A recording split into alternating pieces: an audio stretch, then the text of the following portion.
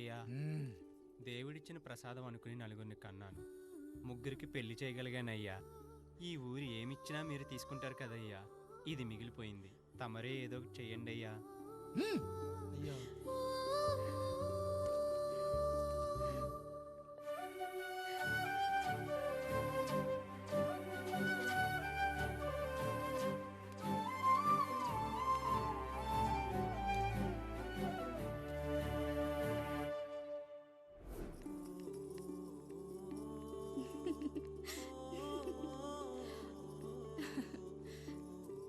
ఈ ఇల్లు, ఆస్తి, ఇంత గొప్ప భర్త, పిల్లలు చాలా ఆనందంగా ఉందండి. కానీ నాకు ఒకటే లోటు. మన తర్వాత మన పిల్లల్ని చూసుకోవడానికి వీళ్ళకొక అన్నయ్య కావాలండి. అచ్చం మీ పోలికలతో వీళ్ళకొక అన్నయ్యని కందామండి. నువ్వు అడిగితే కాదనగలనా?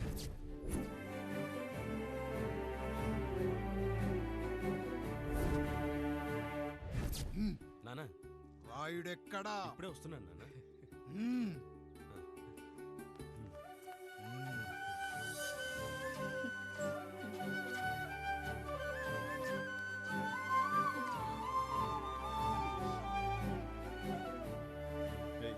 చూడరా, మీ అన్న మీద పగ తీర్చుకోవడానికి నీకు ఇదే సరైన సమయం. పర్లేదంటావా? ఏం పర్వాలేదు. అయ్యా, ఎరా రంగా, ఏం కావాలో అడగరా. నీకంటూ ఏమి ఇవ్వలేదు, నువ్వు ఏమి అడగలేదు. చెప్పరా. మా అన్నకు నాకు పడట్లేదయ్యా. తోడ పుట్టినవాడని చాలా సహించాను. అడ్డమైన దానాలు చేసి ఆస్తి మొత్తం పోగొట్టాడు. ఇప్పుడేం కావాలరా? కొద్దిగా ఈ కత్తి తీసుకొని వాడిని చంపి పెట్టండి అయ్యా.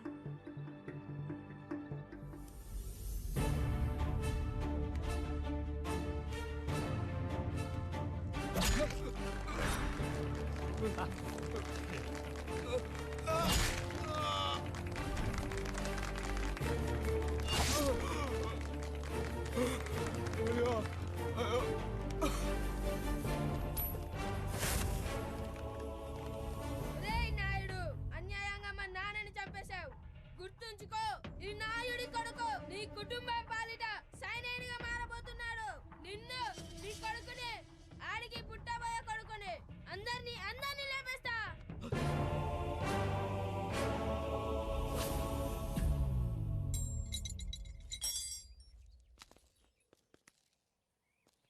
ఏం జరిగింది? మీరు హత్య చేసినట్టు ఇప్పుడే సమాచారం అందింది. తగిన సాక్ష్యాధారాలు పరిశీలించిన పిమ్మట మీకు యావజ్జీవ కారాగార శిక్ష, 2000 రూపాయల జరిమానా విధిస్తూ అరెస్ట్ చేస్తున్నాను. అయ్యగారు నా కోసం చేసిన త్యాగాన్ని హత్య అంటుందా మీ చట్టం? ఇదెక్కడ న్యాయం? మనిషికి ఇచ్చిన మాట నిలబెట్టుకుంటే అరెస్ట్ చేస్తారా?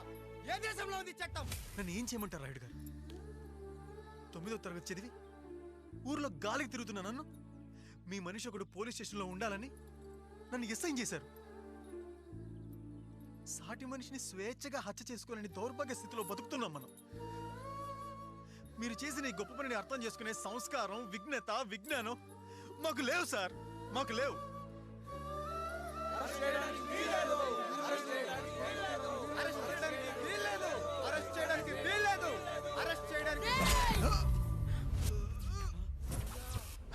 నాయుడు గారు,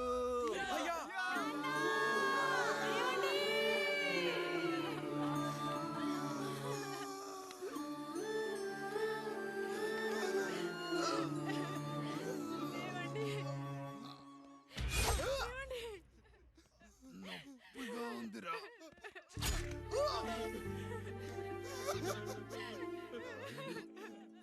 సుధా, నేను లేకుండా ఎలా ఉండగలను? పర్వాలేదండి, బిడ్డలతో నేను ఉండిపోతాను. అయ్యో, ఈ పాడు సమాజం నిన్ను మనశ్శాంతిగా బతకనివ్వదు. ఇంతమంది పిల్లల్ని చూసుకుంటూ భర్త లేకుండా ఎలా బతకగలం?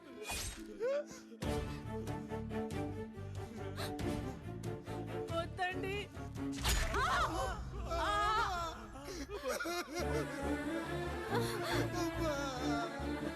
రాయుడు, బిడ్డలు జాగ్రత్త. ఈ రోజు నుంచి వీళ్ళంతా నీ తమ్ముళ్ళు, చెల్లెళ్ళు కాదు, నీ బిడ్డలు.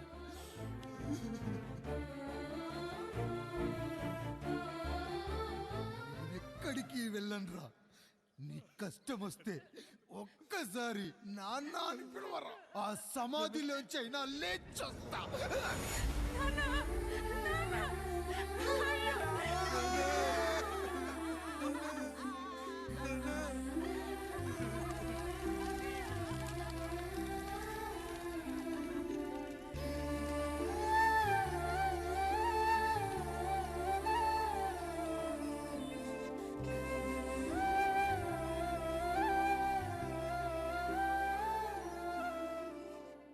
ఇందు మూలంగా 50 మందికి తెలియజేయనిదేమనగా ఊరికి కొత్తగా వచ్చిన యాండ్రాయిడ్ తన తండ్రి పెదరాయుడు అని ఆస్తిలో వాటా పంచమని రచ్చబండిని ఆశ్రయించడం వలన గ్రామ పెద్దలందరూ రేపు 11 గంటలకు రాయుడు గారి ఇంటికి రావాల్సిందిగా కోరుచున్నాము.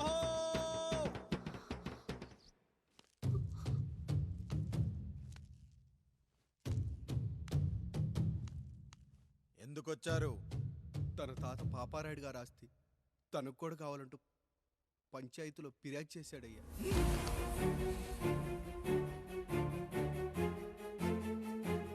మస్తా గారు, ఆ దస్తావేజులు ఇవ్వండి. అయ్యా, మరి మా సంగతి ఏంటి?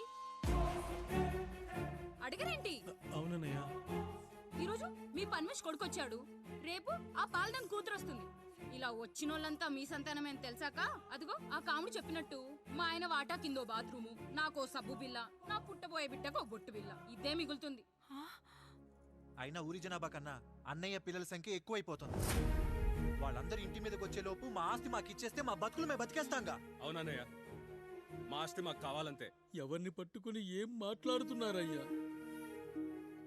ఉన్నప్పటి నుంచి ఆయన మిమ్మల్ని సాగుతూ ఉన్నారు. ఈరోజు పెరిగి పండయ్యాక మా దారి మేము చూసుకుంటా అనడం న్యాయం కాదయ్యా, న్యాయం కాదు. ఏ ఆయన నీకో కొడుకునిచ్చాడా? వాడి పేరేంటి? ఐఫోనా? ఎరా, ఆస్తి కావాలా? 4 బ్రష్లతో తోముకుంటే ఎక్కడ విడిపోతామో అని నా బ్రష్ టూత్ పేస్ట్ నీకు త్యాగం చేసినప్పుడు అప్పుడు అడగాల్సిందిరా అన్నయ్య ఆస్తి కావాలి అని. ఎరా, నేను వాడిపారేసిన లంగోటాలు మార్చి మార్చి చొక్కాలు చేతిగుడ్డలుగా వాడారే, అప్పుడు అడగాల్సిందిరా అన్నయ్య ఆస్తి పంచు అని. నువ్వు 6 నెలల పసికందుగా ఉన్నప్పుడు పాల కోసం ఏడుస్తుంటే నిన్ను తీసుకెళ్లి పశువుల దొడ్లో కట్టేశానే, అప్పుడు అడగాల్సిందిరా అన్నయ్య నాకు ఆస్తి కావాలి. మా తండ్రి గారు పాపారాయుడు పోలికలు నాకు, నా పోలికలు ఆండ్రాయిడ్కి. అసలు మా కుటుంబంలో ఏ పోలికలు లేని మీకు ఎందుకు ఇవ్వాలరా ఆస్తి? ఆస్తి లేదు, గీస్తి లేదు. Get out, get out, get out, get out, get out అని నేను అనొచ్చు, కానీ అనగలనట్రా? అనలేను. ఎందుకంటే మీరంతా నా తమ్ముళ్ళు, నా చెల్లెళ్ళు. రక్తం తాగిన దోమ కూడా వెళ్ళేటప్పుడు కృతజ్ఞతగా ఏ మలేరియానో టైఫాయిడో వదిలి వెళ్తుంది. కానీ రక్తం పంచుకొని పుట్టిన మీరు ఈ అన్నయ్య కోసం ఆస్తి కూడా వదల్లేకపోతున్నారు కదరా. గుమస్తా గారు, నా యావదాస్తి నా తమ్ముళ్లకు, చెల్లెళ్లకు వాళ్ళ పేర్ల మీద రాయండి. నాకు చిల్లి గవ్వ కూడా అక్కర్లేదు. ఇక ఈ ఇంటికి నాకు ఎటువంటి సంబంధం లేదు. లక్ష్మి, సావిత్రి, మీ చీరలు విప్పేయండి. ఇక్కడికి వచ్చేటప్పుడు ఏ చీరలు కట్టుకున్నారో వెళ్ళేటప్పుడు కూడా అదే చీరలు కట్టుకోండి. వెళ్ళిపోదాం. దస్తావేజులు తీసుకురండి.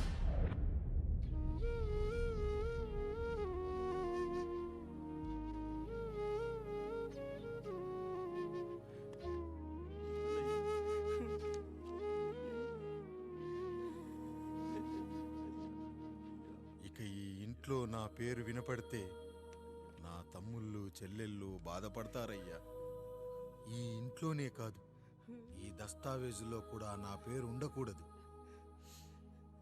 నేను ఇక్కడ సంతకం పెట్టి వీళ్ళ మనసు నొప్పించలేను. అయ్యా, మొత్తం వదిలేసి మీరెలా బతుకుతారయ్యా? ఎండకు నీడలా, వర్షానికి గొడుగులా నన్ను ఇన్నాళ్ళు కాపాడింది. కష్టాల్లో సుఖాల్లో నాకు తోడుగా నిలిచింది. నా నిజమైన ఆస్తిని, కుటుంబ గౌరవాన్ని కాపాడింది. ఇదేరా నా ఆస్తి అంతస్తు. ఇది మా నాన్నగారిచ్చిన లంగోట. బంగారం లాంటి తమ్ముళ్ళే లేనప్పుడు నాకు మాత్రం ఈ బట్టలెందుకురా? వెతికిన దొరకదే రూపం, అరి పిలిచిన పలకదే ప్రాణం. వెతికా నువ్వు నడిచిన దారుల్లో, బ్రతికే నువ్వు విడిచిన శ్వాసల్లో. హో నీడనడిగా గాలినడిగా ఎక్కడని నా ప్రాణం. ఏరునడిగా ఊరునడిగా ఎందుకని మౌనం. బాధనను విడువనని తడిమినది వెంటపడి.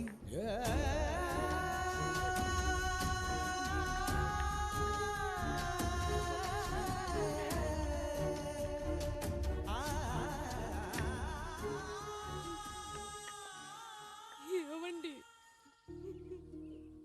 పప్పులో మీ చెమట పడుతుందండి. ఇడ్లీలో 2 చెంచాల ఉప్పు తగ్గించు లక్ష్మి. ఎలాగో మనం పేదోళ్ళమే కదా, కనీసం ఉప్పు ఖర్చైనా తగ్గుతుందనుకో.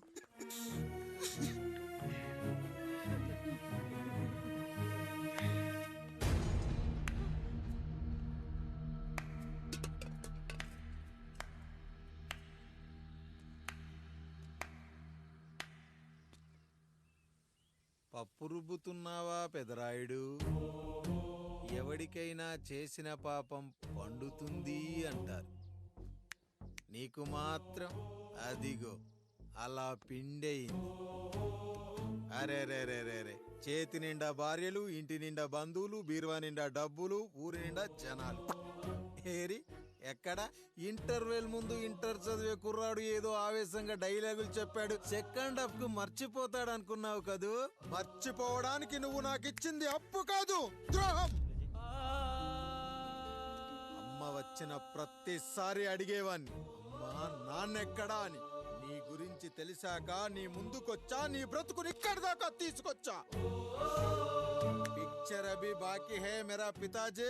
నిన్నిలాగే వదిలేస్తే ఈ ఆండ్రాయిడ్ తో వదలవు. సామ్సంగ్లు, హెచ్టీసీలు, లెనోవాలు అంటూ కనిపారేస్తూ మా అమ్మ లాంటోళ్ళ కోసం తిరుగుతూనే ఉంటావు.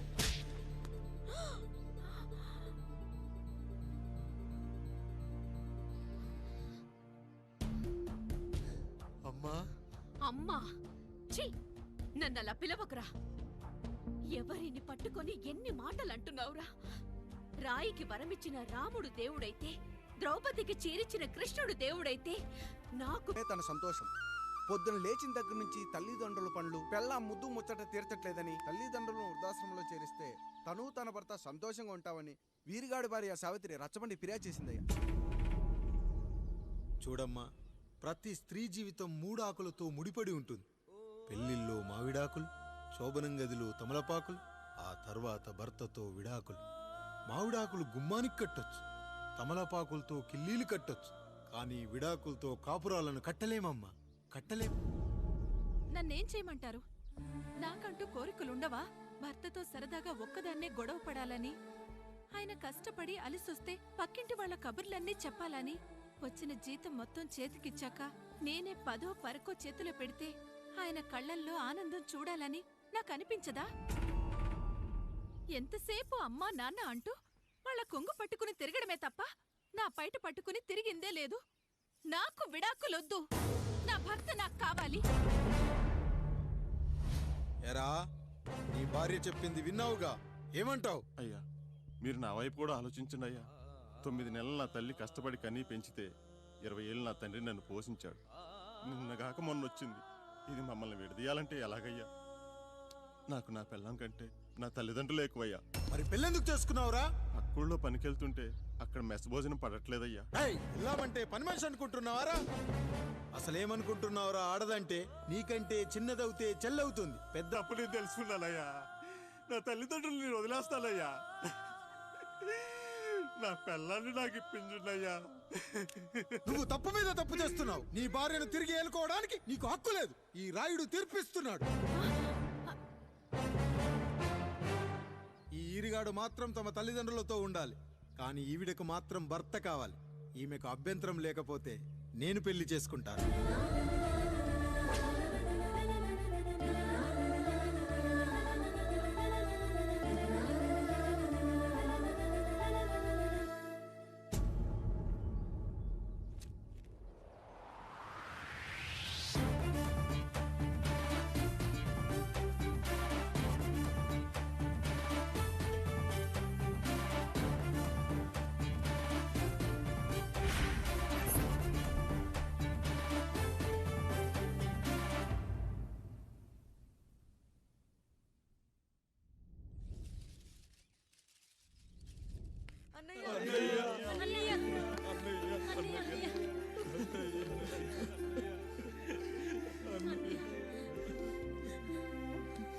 రాత్రి చాలా భయం వేసిందనయ్యా.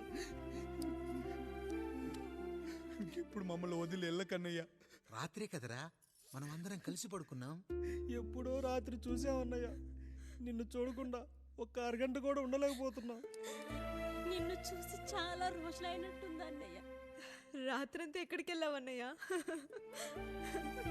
అసలు ఎక్కడికి వెళ్ళారండి? ఇంట్లో దోమలు కుడుతున్నాయని అలా పక్కనే ఉన్న గడ్డివాం దగ్గర పడుకున్నా. మన రత్తాలు వాళ్ళ ఆయన ఊళ్ళో లేడంది. సరే అని తను తోడుగా తీసుకెళ్ళా.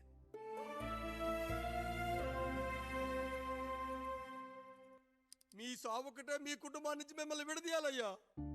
అప్పటి వరకు మేము కళ్ళు తెరిస్తే మా కళ్ళ ముందు ఉండాలి, కళ్ళు మూస్తే మా కళ్ళలో ఉండాలయ్యా. నమస్కారం రాయుడు గారు.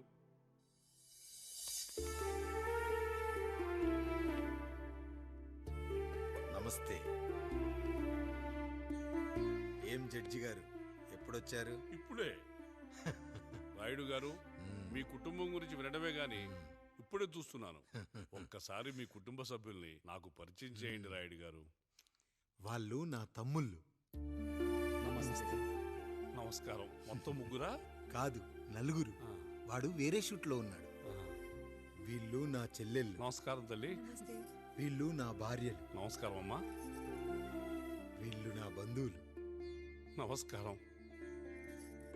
నా జీవితంలో ఎంతో ముఖ్యమైన, ఇష్టమైన, ప్రాణమైన మరో మనిషిని మీకు పరిచయం చేయాలి.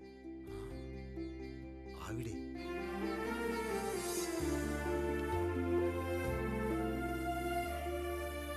నమస్తే తల్లి. ఆవిడ మా పని మనిషి. తను వాళ్ళ అమ్మాయి. నాకు కూతురు లాంటిదే.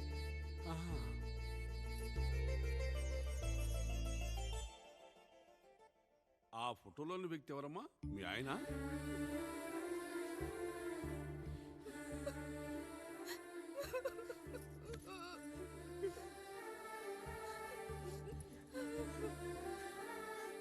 చనిపోయారా? అయ్యో లేదండి. ఎక్కడ పడితే అక్కడ, ఏది పడితే అది వాగుతున్నాడని పోలీసులు నగర బహిష్కరణ చేశారండి. మళ్ళా ఎప్పుడొస్తాడు? నెక్స్ట్ సీన్కి వచ్చేస్తాడండి. ఈ అనుబంధాలు, ఆప్యాయతలు చూసిన తర్వాత నాకు ఒక కోరిక కలుగుతుంది రాయుడు గారు. మీరు కాదనరనే ధైర్యంతో అడుగుతున్నాను. అడగండి. నాకు ఒక్కతే కూతురు. ఆమెను మీ కుటుంబంలో సభ్యురాలుగా చేసుకుంటారని. తప్పకుండా. నా భార్యలకు అభ్యంతరం లేకపోతే తనను నేను పెళ్లి చేసుకుంటా.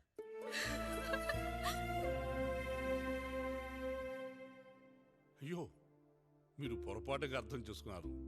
మీ పెద్ద తమ్ముడికి ఇచ్చి చేస్తారని.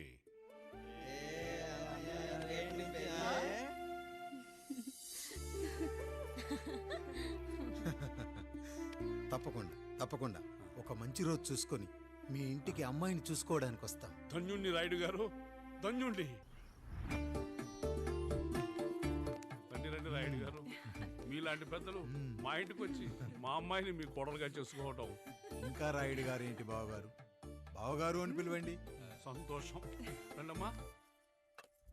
త్వరగా అమ్మాయిని పిలిపించండి. మా వాడు అసలే ఆగలేకపోతున్నాడు.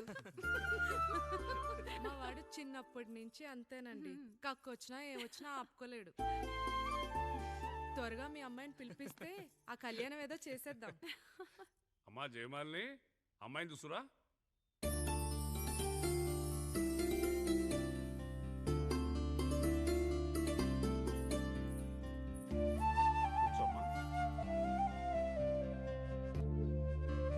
ఇప్పుడు అబ్బాయిని చూడమ్మా.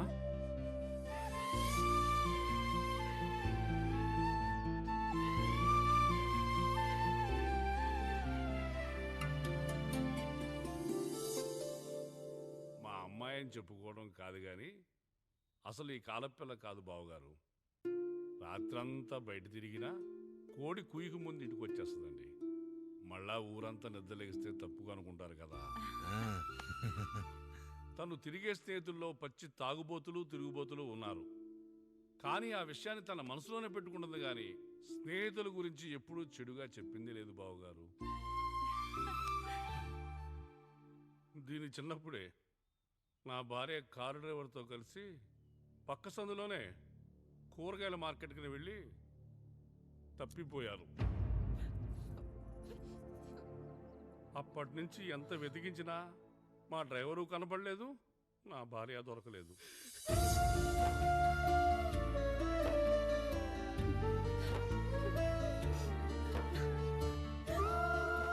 అమ్మ నాకు చాలా ప్రేమ పంచింది నాన్న, అది ఊరంతా పంచుతానంటుంది నా బిడ్డ. నేను కాదనలేదు. అలాంటి నా కూతురు ఇవాళ మీ కోడలవటం నిజంగా నా అదృష్టం బావగారు. ఈ రోజు నుంచి మీ అమ్మాయి మా ఇంటి బిడ్డ. అమ్మాయి నచ్చిందా బాబు? నచ్చిందా?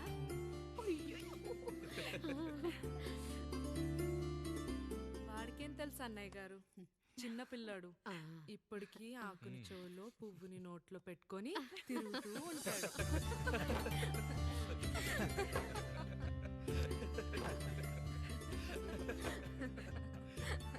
ఇంకంత శుభం అన్నమాట. ఇక తాంబూలాలవి మార్చుకుందాం.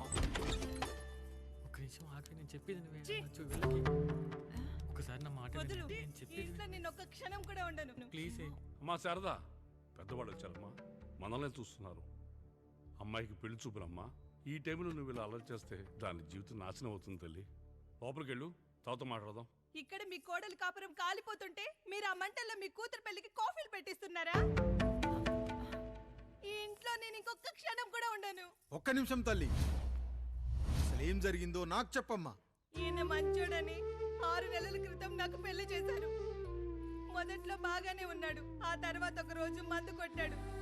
పోనీ తాగింది దిగాక మంచోడుగా ఉంటాడు అనుకుంటే ఈ మధ్య చెడు తిరుగుళ్ళు తిరుగుతున్నాడు. ఊరవతల చిన్నుళ్ళు కూడా పెట్టేశాడు. మీరే చెప్పండి రాయుడు గారు, ఈ ఇంట్లో నేను ఉండాలా, వెళ్ళిపోవాలా, ఈయన్ని వదిలేయాలా, అక్కర్లేదా? వదిలేయాలమ్మా. వదిలేయాల్సింది నీ భర్తను కాదు, అతనిలోని లోపాలు. ఆశ్చర్యపోతున్నావు కదూ? ఒక మగాడి బాధ సాటి మగాడిగా నేను చెప్తానమ్మా. ఆడదాని ప్రేమ వెలిగించిన అగరొత్తి లాంటిది. ఒకడు వెలిగించగానే కొన్ని గంటల్లో బూడిదైపోతుంది. కానీ మగాడి ప్రేమ దీపం లాంటిది. తాను కాలుతూ కూడా నలుగురిని వెలిగించుకుంటాడు. ఆ వెలుగులో ఆనందాన్ని వెతుక్కుంటాడు. చూడమ్మా శారద, నువ్వు కాకిలోని నలుపును చూస్తున్నావు, నేను దాని రెట్టలో తెలుపును చూస్తున్నాను. మొగడు మందు కొట్టొస్తే నిన్ను కొట్టలేదని సంతోషపడాలి గాని బాధపడకూడదమ్మా. ఇక చిన్నిల్లు సంగతి అంటావా?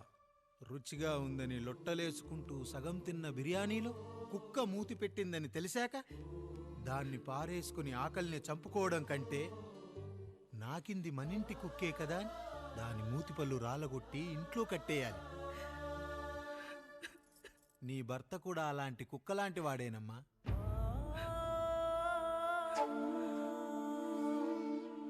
ఆడదానికి వయసొచ్చాక 3 ముళ్ళేసుకొని 90 ఏళ్ల జీవితం గురించి కలలు కంటుంది. అదే మగాడు 3 ముక్కలాడి 90 ml మందేయాలని కలలు కంటాడు. హౌస్లోనికి హౌస్ కీపింగ్కి తేడా తెలియని అమాయకపు జాతమ్మా మా మగజాతి.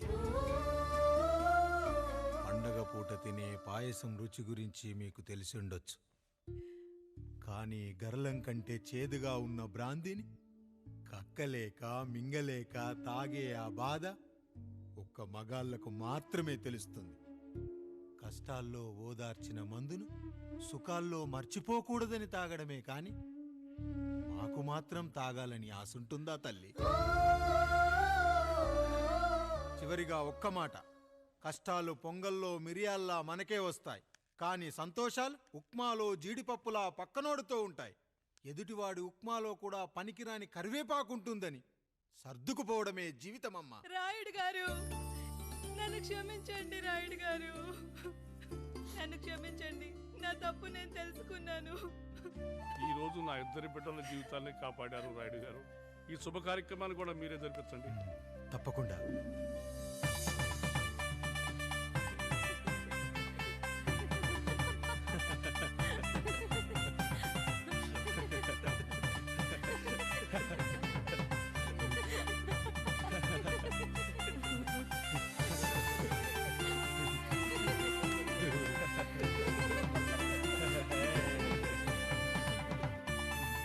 రాముడు, పండు, మీరు దీవించండి. మేము దీవించండి.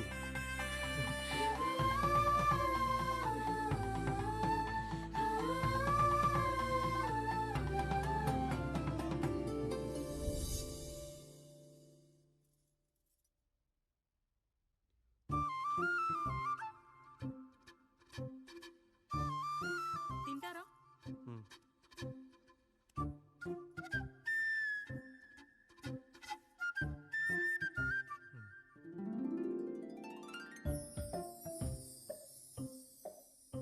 ఫస్ట్ టైమా?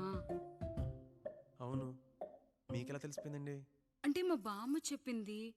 శోభనం గదిలో అనుభవం మగాడైతే మామిడిపండు పిసుక్కొని తింటాడు, అదే లేనివాడైతే మీలా ఇలా అరటిపండు ఓపిగ్గా ఒలుచుకొని తింటాడు అని.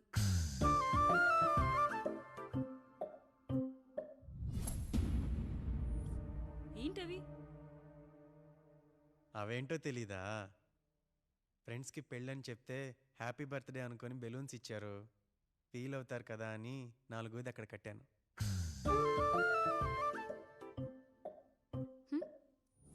ఈ అన్నయ్య వచ్చాడు. పిల్లల గదిలోకి వెళ్ళారా? వెళ్ళారండి.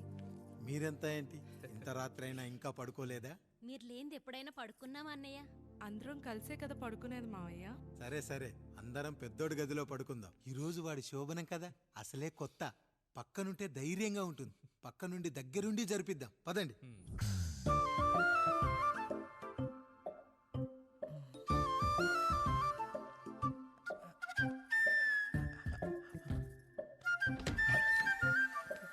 కానివ్వండి రా, కానివ్వండి కానివ్వండి. మీరేంటి మావయ్య ఇక్కడ పడుకుంటున్నారు? అదేంటమ్మా పెద్దోడా, చెప్పలేదా? మేమంతా కలిసే పడుకుంటామమ్మా. నువ్వు మాతో పాటే. అవును భార్గవి. మీరు ఊరుకోండి. మీరు ఇక్కడ పడుకోవడం నాకు ఇష్టం లేదు మావయ్య.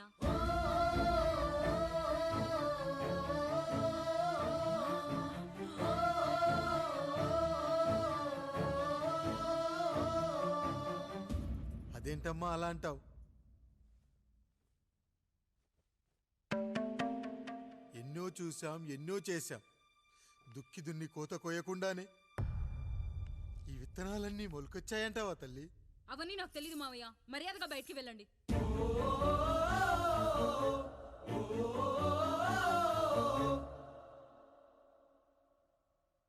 కనీసం ఆ మూలనైనా పడుకుంటామమ్మా.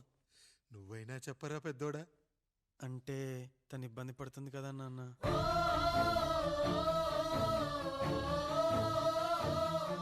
నువ్వు కూడా ఏంట్రా? పిల్లలేదో ఆశపడుతున్నారమ్మా. ఒక్కసారి ఆలోచించమ్మా. మావయ్య మీరు బయటికి వెళ్తే మేము తలుపులేస్తాం.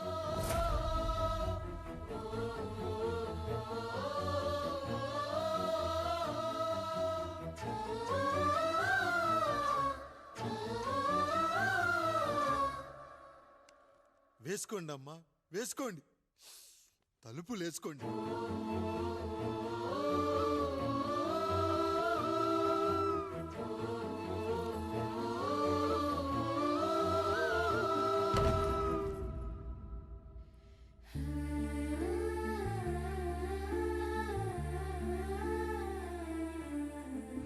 నాయుడు, బిడ్డలు జాగ్రత్త.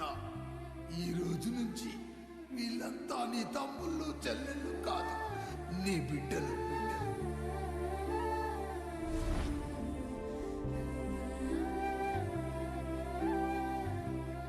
జానకి, ఏమండి సావిత్రి, ఏమండి లక్ష్మి, ఏమండి మన గదిలోకి పదండి. ఇక నుంచి ఎవరి పిల్లలతో వాళ్ళ గదిలోనే పడుకోవాలి. ఇది ఈ రోజు నుంచి ఈ వంశానికి రాస్తున్న కొత్త శాసనం. అయ్యా అలా అరకండి అయ్యా, మీరు లేకుండా మేము ఎప్పుడైనా విడిగా పడుకున్నాము. అంతా కలిసే కదయ్యా పంచుకున్నాం. వెళ్ళరా వెళ్ళు, నీకు భార్య ఉంది, నీకు పడగది ఉంది. వేసుకోండి రా, మీరు వేసుకోండి, తలుపులు వేసుకోండి. మీరు కూడా ఏంటండి పిల్లలేదు? చిన్న పిల్లల వాడిని ఉయ్యాల్లో ఆడించేటప్పుడు పక్కనే ఈ నాన్న కావాలి, బడికెళ్ళేటప్పుడు పక్కనే ఈ నాన్న కావాలి, గుడికెళ్ళేటప్పుడు కూడా పక్కనే ఈ నాన్న కావాలి. కానీ శోభనం గదిలో మాత్రం పక్కనే ఉంటానంటే బరువయ్యాను జానకి, బరువయ్యాను.